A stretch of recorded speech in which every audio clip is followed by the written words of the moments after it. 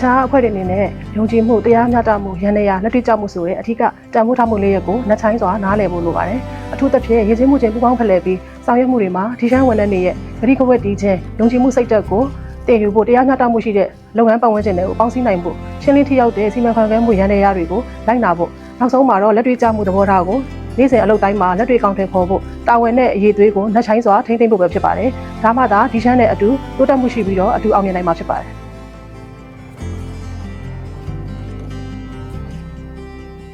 ဒီခီးစဉ်တစ်လျှောက်လုံးမှာကျွန်တော်အနက်ဆိုင်ဆုံးအမတ်ရစီတာကတော့ဒီရှမ်းဝန်ထမ်းတွေရဲ့အလုပ်ပေါ်အာရုံစိုက်မှုနဲ့အသေးစိတ်အချက်လက်တွေပေါ်အာရုံစိုက်မှုတွေပဲဖြစ်ပါတယ်။ယုံကြည်မှုနဲ့လက်တွေ့ကျမှုဆိုတဲ့အချက်လက်တွေကိုအသေးစိတ်အချက်လက်တိုင်းမှာပေါင်းထည့်ထားတဲ့စိတ်ဓာတ်ပဲဖြစ်ပါတယ်။ထုတ်လုပ်မှုဖြစ်စဉ်ရဲ့အသေးစိတ်အချက်လက်များမြင့်မားတဲ့စံချိန်စံညွှန်းများပူးပေါင်းဖော်ပြီးပေးထားတဲ့ဂတိကဝတ်တွေကမကဘူးเนาะထိရောက်တဲ့ပူးပေါင်းဆောင်ရွက်မှုတွေဒီရှမ်းယုံကြည်မှုနဲ့ရိုးသားဆက်လက်လှုပ်ဆောင်နိုင်မှုသဘောတရားကိုပေါ်လွင်စေပါတယ်။ဒါကကျွန်တော်တို့မြန်မာပူးပေါင်းဖော်ပြီးတင်ယူတင်ပြီးကိုးကားတင်တဲ့အချက်လို့လည်းကျွန်တော်ထင်ပါတယ်။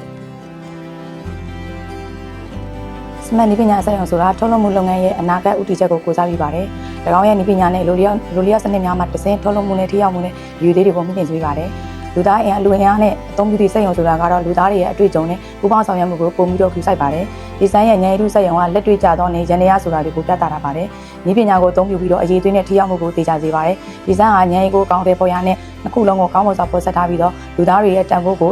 ဆက်လက်အသိမှတ်ပြုအလိုလျောက်စနစ်ကိုကောင်းတဲ့ပုံရင်းနဲ့ဒီပညာနဲ့လူသားတွေကိုပြန်လည်ဖြည့်ဆည်းပေးရပါတယ်။ပြီးတော့စနစ်တကျတဲ့ရန်တရားသနာတစ်ဆင့်ကျွမ်းကျင်မှုအသစ်နဲ့သင်တန်းတွေကိုလည်းပံ့ပိုးပေးထားပါတယ်။ဒါဝန်ထမ်းတွေကိုလေးစားမှုနဲ့တရားမျှတမှုကိုပြသပါတယ်။ဒါအလွန်ပညာရှိဆောင်ရွက်မှုလို့ကျွန်မထင်မိပါတယ်။ဒီတရုတ်ပြည်ခီးစဉ်ဟာရလက်အများပြားနဲ့စိတ်လှုပ်ရှားပွဲရာနှွေးထွေးမှုနဲ့တွေ့ရတဲ့ခီးစဉ်တစ်ခုဖြစ်ပါတယ်။ကျွန်တော်ခင်မိတဲ့နည်းပညာဆိုင်ရာဘဝတူတာနဲ့စီမံခန့်ခွဲမှုဆိုင်ရာအကြောင်းအရာတွေတင်ရရုံနဲ့မကဒီရှမ်းမိသားစုကြီးရဲ့စစ်မှန်တဲ့လေးစားမှုနဲ့နှွေးထွေးမှုကိုခံစားရပါတယ်။